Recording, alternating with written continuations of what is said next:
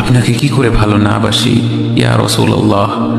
যখন আপনি আমাকে ভালোবেসেছেন সেই 1400 বছর আগে, যখন আপনি আমাকে মিস করতেন, আশা করতেন যেন আমার সাথে দেখা করতে পারেন, অথচ তখনও আমি জন্মই হইনি।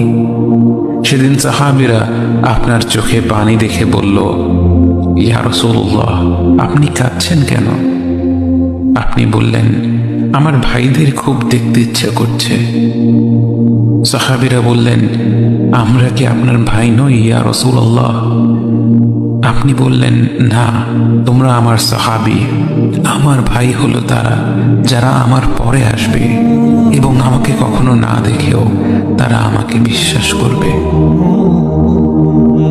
মৃত্যু শয্যায় শুয়ে আপনার অন্তরে এই চিন্তা ছিল যে আমাদের পরিণতি কি হবে।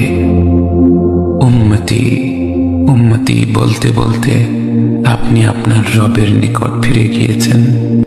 ভোর রাত্রে যখন সাহরি খাইতে উঠবেন, সাহরি খাওয়ার পর ফজরের আজানের আগে আপনি 10 মিনিট 5 মিনিট একটু আল্লাহর কাছে কেবলামুখী হয়ে হাত তুলে রুমের লাইটটা বন্ধ করে একটু আল্লাহর সাথে কথা বলবেন।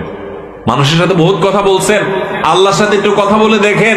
আল্লাহর সাথে কথা বলার স্বাদ আছে ভাই, অনেকে জীবনে একবারও এই স্বাদ পান নাই। একটু কথা বলে দেখেন। ভোর রাতে সাহরি খেতে উঠলে 10টা মিনিট একটু হাত তুলে কথা বলেন। কিভাবে কথা বলবেন?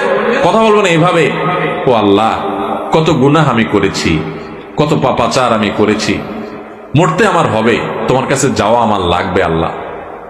শয়তানের প্ররোচনা করেছি, এই রমজান মাস তুমি কত মানুষকে মাফ করে দাও। নবী করিম সাল্লাল্লাহু আলাইহি ওয়াসাল্লাম বলেছেন, ওয়ালিল্লাহি উতাকাউ মিনান নার ওয়া যালিকা ফি কুল্লি লাইলা।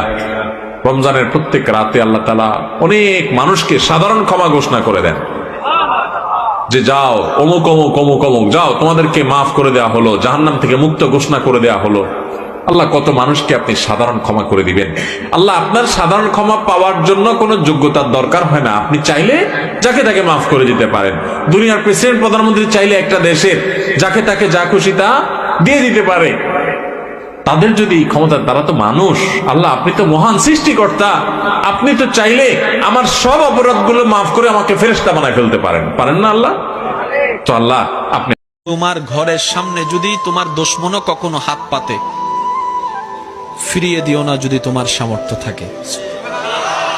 যদি দেওয়ার কোনো সামর্থ্য তোমার কাছে না থাকে, অন্তত সুন্দর কিছু ব্যবহার দিয়ে তাকে বিদায় দাও। কারণ সে তোমার দুশমন হতে পারে, কিন্তু তোমার রবের তো বান্দা। এই চিন্তা মানুষের মাথায় যে